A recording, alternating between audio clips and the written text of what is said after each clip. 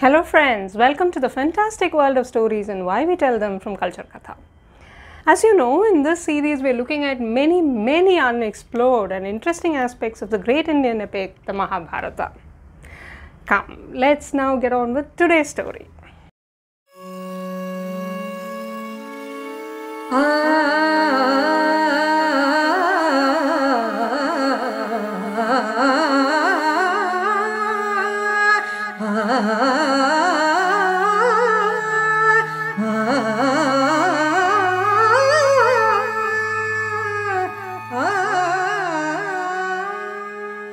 Friends, we are in February now and the winter months are soon going to be behind us.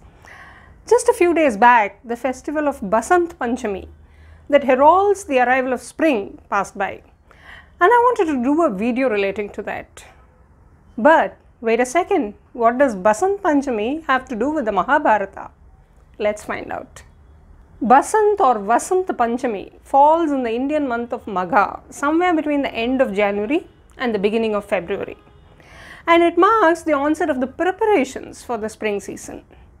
Of course, India being a country of diverse cultures, Vasant or Basant Panchami means different things to different people.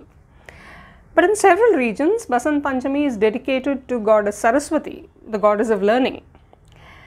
And it's extremely interesting to see the importance that Mahabharata gives Sarasvati. Not the goddess, but the river Sarasvati. The Mahabharata, being the encyclopedia that it is, mentions several rivers from across the Indian subcontinent, some mythical and some real. And Sarasvati is one of them.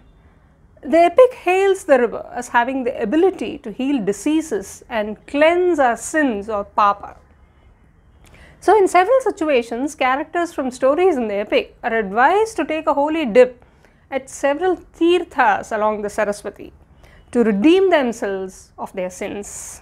In fact, there is an entire sub-Parwan called the Tirtha Yatra Parwan that is based on the tirthas of pilgrimage centers located along the river Sarasvati. The story goes that after the end of the Kurukshetra war, disgusted by the treacherous techniques adopted by Krishna and the Pandavas to win the war, Balarama, Krishna's brother, decides to go on a pilgrimage. Balarama's entire journey from the river's source to her final destination, where she meets the sea, is described in detail in this Parvan.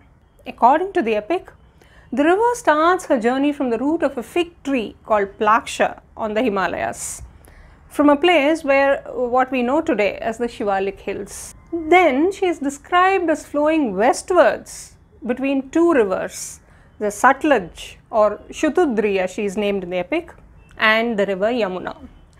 Sarasvati is then described as flowing through the desert, where she disappears and is thereafter spotted only at places such as Chamasha, Shivodbheda and Nagodbheda. As the river is seen flowing intermittently, she is described as being Drishya Adrishya or seen and unseen. She is finally said to merge with the oceans at Prabhasa, the place that is identified today as Somnath in Gujarat. The place where the river is seen to disappear is called Vinashana in the epic. The epic tries to explain the disappearance of the river in the form of stories. According to one story, the river decided to enter the earth and flow underground because she did not want to be seen by the Nishadas. In another story that explains why the river dried up, Lord Varuna, the king of the waters, abducts the wife of a sage named Utatya. Even after repeated pleas by the sage, Varuna refuses to let go of his wife. Angry with Varuna, the sage drank up all the waters and commanded the river Sarasvati to become invisible and go towards the desert. He asks her to abandon the region and make the place inauspicious. So it's clear from these stories that Sarasvati had lost her perennial flow by the time of the Mahabharata. But in reality, how did the river dry up? That's a matter of intense debate even today.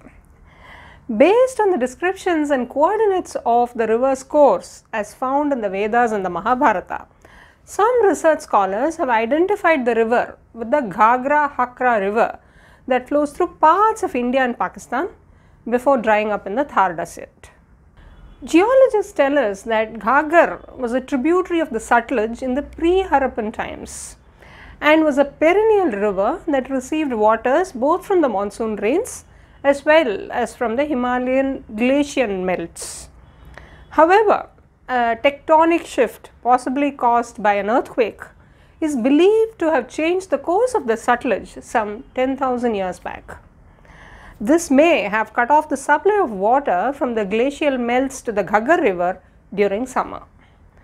Thus, Ghaggar, once a perennial river, has now been reduced to a monsoon-fed river that runs dry through large parts of the year. As these geologists point out, the Ghaggar had lost its perennial status long before the Vedas were composed. So, Ghaggar may not be the Sarasvati we are looking for. These researchers suggest that the Sarasvati of the Vedas and later the epics may be mere memories of another river found elsewhere, maybe even outside the Indian subcontinent. A memory that was recalled by a people who had settled along the banks of the original Sarasvati but are now migrating deep into the Indian subcontinent. So, the Sarasvati of the Vedas and the epics may not be an actual river but a river reconstructed from ancient memory. The theory that the Sarasvati of the Mahabharata may have been a river pulled out from ancient memory of a nomadic people is supported by the fact that Sarasvati is described as a tributary of the Ganga in the epic. This is very interesting for two reasons. The fact that Sarasvati is being referred to as a tributary of the Ganga.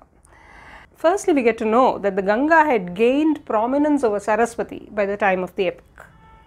But more importantly, this description of Sarasvati becoming a tributary of the Ganga shows that the river Sarasvati moved along with the people who considered her sacred. The epic says that Sarasvati divided herself into 7 streams that flow far and wide across places such as Pushkara, Naimisha, Gaya, Uttarakoshala, Kedara, Gangadwara and Kurukshetra.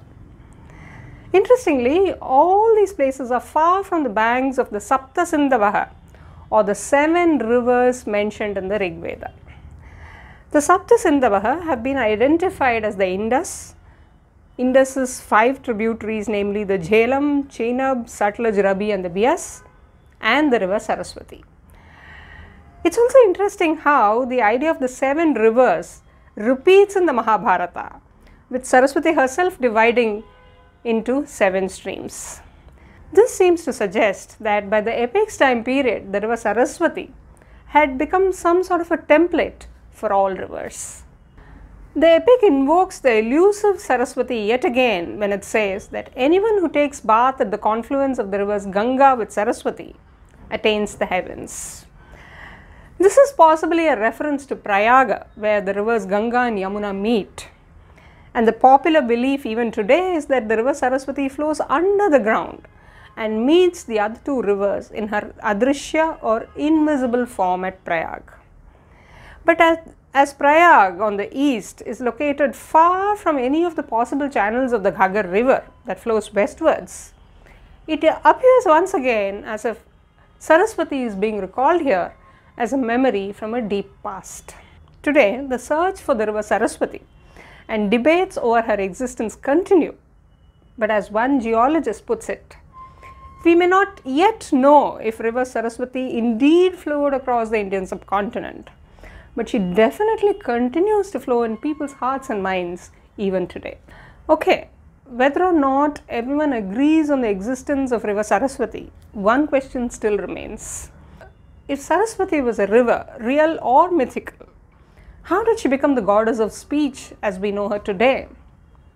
Once again, there's a little story from the epic that connects the river to the goddess we worship today. Once, several rishis from all over Bharatavarsha came to attend a great yagna conducted by sage Shaunaka at Naimisharanya. As there was not enough space to accommodate all the rishis on her banks, the Sarasvati, who normally flowed westwards, changed her course to flow towards the east to enable building of ashrams along her banks for the rishis to perform the yagna. This story, as you will realize, provides a mythical explanation for how and why Sarasvati, who flowed west, changed her course to flow towards the east. But what the story also shows us is that large sacrifices or yagnas were always held on riverbanks. And yagnas involved chanting of mantras which required perfect diction. All the syllables in the mantras had to be uttered perfectly for the yagna to have the desired effect. The yagnas, this came to be associated with speech, and the river on whose banks these yagnas were conducted came to be known as Vakdevi, or the goddess of speech. The epic describes Sarasvati as being adorned with vowels and consonants. The river is also referred to as the mother of the Vedas. Note how, in this painting by Ravi Verma, Sarasvati is seen holding the Vedas in her hand. The Mahabharata started the trend of transforming rivers into persons, as we saw in the story of Bhishma earlier. Just as Ganga marries Shantanu and bears him several children, Sarasvati also marries one of the ancestors of Shantanu, a king named Matinara, and bears him a son named Tamsu. The later parts of the text increasingly present Sarasvati in a human form. And so, my dear friends, with time, the ancient river that flowed long ago, inspiring the Vedic poets to compose some surreal poetry, gradually got transformed into the goddess we know and worship today. Hope you enjoyed today's story. If you did, don't forget to like and share the video with friends and family. Look forward to seeing you soon with yet another interesting story from the Mahabharata. Till then, it's tada bye-bye. Take care.